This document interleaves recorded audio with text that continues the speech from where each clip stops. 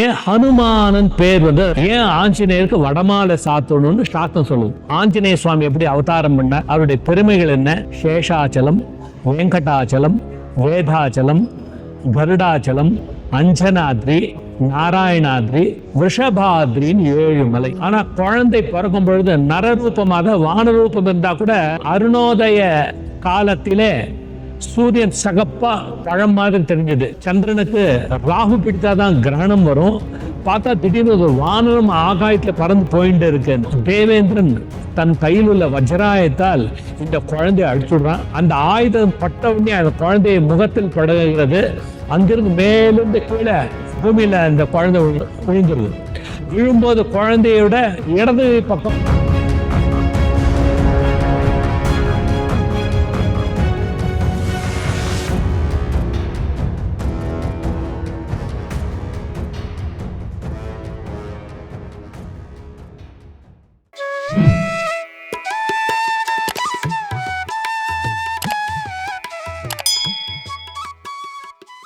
வெங்கடேஷ் சர்மா, ஓசூர். நம்ம ஹனுமத் ஜெயந்திக்காக ஆஞ்சநேயருடைய பெருமைகளை நம்ம எப்படி பார்ப்போம். ஆஞ்சநேய சுவாமி எப்படி அவதாரம் பண்ண, அவருடைய பெருமைகள் என்ன, ஏன் ஹனுமானன் பேர் வந்து அதை பற்றி பார்ப்போம். பூர்வத்திலே புஷ்கிஞ்சலை என்ற அப்சரஸ்தி இருந்தார்.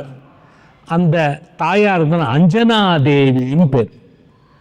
நமக்கு திருப்பதியில் 7 மலை இருக்கு. அந்த 7 மலையில ஒரு மலை அஞ்சனா தேவி பர்வத்தம்னு பேர். சேஷாச்சலம், வெங்கடாச்சலம், வேதாச்சலம், கருடாச்சலம், அஞ்சனாத்ரி, நாராயணாத்ரி, விஷபாத்ரின்னு 7 மலை. அந்த 7 மலையில ஒரு மலை வந்து அஞ்சனாத்ரின்னு பேர். அந்த அஞ்சனாத்ரியில தாயார் வெகு காலமாக தவம் செய்து கொண்டிருக்கிறார். தனக்கு ஒரு பராக்கிரமம் மிக்க உத்தமமான புத்திரன் பிறக்கணும்னு தபஸ் பண்ணிட்டு இருந்தார். அப்போ பரமேஸ்வரனை குறித்து தவம் செய்தனால் சிவபெருமான் தன்னுடைய சக்தியை ருத்ராம்சம், ஏதாவது ஆஞ்சநேயர் ஏகாட்சி ருத்ரர்கள்னு சொல்லுவாங்க. பரமேஸ்வர் தன்னுடைய சக்தியை வாயு பகவான் கொடுத்து, தன்னுடைய ஜோதிஷை வாயு பகவான் மூலமா அஞ்சனா தேவி கொடுத்து, அந்த அஞ்சனா தேவிக்கு சுவாமி அவதாரம் பண்ணார். அவர் சரியா இந்த மார்கழி மாசம் அமாவாசை நாள் அஞ்சனா தேவிக்கு அஞ்சனாத்ரி மலையிலே சுவாமி அவதாரம் பண்ணார். குழந்தை பிறக்கும் பொழுதே மகா பிரகாசமாக இருந்தது. ஆனா குழந்தை பிறக்கும் பொழுது நரரூபமாக வானரூபம் இருந்தா கூட மிகவும் அழகாக திருமுகத்துடன் இருந்தார். அந்த சுவாமிக்கு அஞ்சனாதேவி சுந்தரம் என்ற ஒரு திருநாமத்தை வைத்திருந்தார். ஒரு முறை குழந்தை அஞ்சனாதேவியை தாயார் தொட்டிலில் படுக்க வைத்திருந்தார். அப்பொழுது அஞ்சனாதேவி வேறு வேலையா வெளியில் சென்றிருக்கும் பொழுது இந்த குழந்தைக்கு பசிச்சது. அம்மா எப்படியும் தினசரி நமக்கு பழம் பால்லாம் கொடுப்பாளே, அந்த மாதிரி அந்த தொட்டிலிருந்து அந்த குழந்தை பார்க்கும்போது அப்ப சூரிய உதயம் ஆயிட்டு இருந்தது. அருணோதய காலத்திலே சூரியன் சகப்பா பழம் மாதிரி தெரிஞ்சது. எப்படி நம்முடைய ஆரஞ்சு பழம் சகப்பா இருக்கும், அந்த மாதிரி சூரிய பகவான் தெரிஞ்ச உடனே தொட்டிலில் படுத்து கொண்டிருந்த குழந்தையானது சல்லன்னு வேகமா ஆகாயத்தை நோக்கி பறக்கிறது. ஆகாய நோக்கி பறந்து சூரியன் விழுங்க பார்த்தது.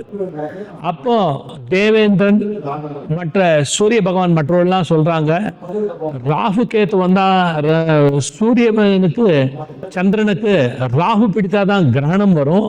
பார்த்தா திடீர்னு ஒரு வானரம் ஆகாயத்துல பறந்து போயிட்டு இருக்கு. அப்போ தேவேந்திரன் தன் கையில் உள்ள வஜ்ராயத்தால் இந்த குழந்தைய அடிச்சுடுறான். இந்த இடத்துல காஞ்சி மகா பெரிவாரே சொல்றார், ஒரு சின்ன குழந்தைக்கு எவ்வளவு பெரிய ஆயுதத்தால் அடிக்கிறது ரொம்ப கஷ்டமா இருக்குன்னு மகா காஞ்சி பெரிவா சொல்றார். அந்த ஆயுதம் பட்ட உடனே அந்த குழந்தைய முகத்தில் படுகிறது. அங்கிருந்து மேலிருந்து கீழே பூமியில அந்த குழந்தை விழுந்துருது. விழும்போது குழந்தையோட இடது பக்கம் பூமியில விழுந்துருது. அதனால் 2 பக்கம் விழுங்கி விட்டது. இந்த பகுதிக்கு ஹனு என்று பெயர். 2 பக்கம் விழுங்கியதனால் அவருக்கு ஹனுமானன் பெயர் வந்தது. அப்போ வாயு பகவான் கோவிச்சுண்டு, என்னுடைய குழந்தையை யார் இப்படி அடித்து அவருக்கு உபத்திரவம் கொடுத்து சொல்லி உலகத்துல வாயுவெல்லாம் சஞ்சாரம் பண்ணிடுறார். அதனால் உலகத்தில் ஜீவராசிகள் மூச்சே விடாம ஆயிடுது. அதனால் அந்த ஜீவராசிகள் எல்லாம் பிரம்மதேவர் பிரார்த்தனை செய்ய, சகல தேவர்கள் பிரம்மதேவர் கிட்ட பிரார்த்தனை ஜீவர்கள் மூச்சு விட முடியாது சொன்ன பிறகு பிரம்மதேவர் வாயு பகவான் கிட்ட சொல்லி, அப்பா உன்னுடைய இந்த செயலானது உலகமே ஸ்தம்பித்து விடுகிறது, அதனால் மீண்டும் நீ வாய் சஞ்சாரம் பண்ண வேண்டும். அப்போ வாயு பகவான் கேட்டார், என்னோட குழந்தைக்கு என்ன ரட்சணை என் குழந்தை? அப்போ பிரம்மதேவர் கொடுக்கிறார். தேவேந்திரன் எந்த தேவேந்திரன் அடித்தானோ தன் வஜ்ராயத்தால், அதே தேவேந்திரன் அந்த குழந்தையோட 2 முகத்தையும் தடவான்னு சொல்லி அமிர்த ஹஸ்தத்தால் தேவேந்திரன் அந்த 2 குழந்தைய முகத்தை தண்ட பிறகு இந்த ஹனு என்ற பிறகு மிக அழகாக மாறி வஜ்ரமாக ஹனுமானன் பேர் வந்தது. அப்போ இது போதுமான, வாயு பகவான் எனக்கு திருப்தி இல்லை என்றார். அப்பொழுது பிரம்மதேவர் அனைத்து தேவர்களும் அவர்களுடைய ஆயுதங்களால் ஆஞ்சநேயருக்கு எந்த ஆபத்தும் வராது சொன்னார். பிரம்மதேவருடைய பிரம்மாஸ்திரமே ஹனுமானை கட்டுப்படுத்தாது, ஆனால் அதுக்கு ஒரு மரியாதை கொடுப்பதா 3.25 நாழிகை மட்டும் கட்டுப்பட்டால் போதும்னு சொல்றார். இப்படி சகல தேவர்களும் அருள் செய்து எங்களுடைய அஸ்திரங்களால் ஒரு ஆபத்தும் வராதுன்னு சொன்ன பிறகு அவருக்கு ஹனுமானன் திருநாமம் வந்து. இந்த ஆஞ்சநேய சுவாமி ராமருடைய கைங்கரியத்திலாக அவதாரம் பண்ண மகாபிரபு. இந்த அமாவாசை நாள் அவருடைய ஜெயந்தி வருகிறது. அவருக்கு ஏகப்பட்ட விசேஷங்கள் இருந்தாலும் அனைவரும் சாத்துவது வடமாலை. ஏன் ஆஞ்சநேயருக்கு வடமாலை சாத்தணும்னு சாஸ்திரம் சொல்லுது. பட்டாபிஷேகம் முடிஞ்ச பிறகு அவரவருக்கு ஒரு பரிசு கிடைத்தது. அப்பொழுது தேவேந்திரன் கொடுத்த முத்து மாலையை சீதா பிராட்டியார் ராமபிரான உத்தரவு மேற்கொண்டு கொடுக்கிறார். அந்த முத்து மாலையை ஆஞ்சநேய சுவாமி கழுத்தில் போட்டுண்டு கொஞ்ச நேரம் பார்க்குறார். பார்த்த பிறகு அந்த ஒவ்வொரு முத்தா கடிச்சு துப்ப ஆரம்பிக்கிறார். அப்புறம் சுக்ரீவன் முதலிய வானரங்கள்லாம் என்ன இது ஆஞ்சநேயர் வானரத்துடைய வேலை செஞ்சு விட்டாருன்னு சொன்ன பிறகு அப்போ நாரத பகவான் பக்கத்தில் இருக்கார். நாரத பகவான் வந்து கேட்குற ஆஞ்சநேயர்கிட்ட, என்னப்பா இந்த மாதிரி இந்த பட்டாபிஷேக காலத்தில் இப்படி துப்பின்னு இருக்கேனர். அப்போ ஆஞ்சநேயர் சொல்றார், இந்த முத்துமாலையே ராமபிரானுடைய நாமம் இருக்கிறார், ராம ருச்சி இருக்கா பார்த்துட்டு இருக்கேன்னு சொன்னார். அப்பொழுது உடம்பெல்லாம் ஆமான்னு சொல்லி ஆஞ்சநேய சுவாமி தன் மார்பை பிளந்து காட்டி சீதாராமனுடைய தர்ஷனம் கொடுக்குறார். அப்போ சீதாதேவி சொல்றார், இந்த ஆஞ்சநேயருக்கு முத்துமாலை பதில் ஒரு வடமாலை போட்டிருந்தா அந்த ஒரு வடையால் சாப்பிட்டு பாரு சீதாதேவி நினைச்சார். அதுக்காக சீதாதேவியாருடைய நினைப்புக்காக தான் ஆஞ்சநேயர் வடமாலை போட்டுக்கிறார். இது ஒரு காரணம்.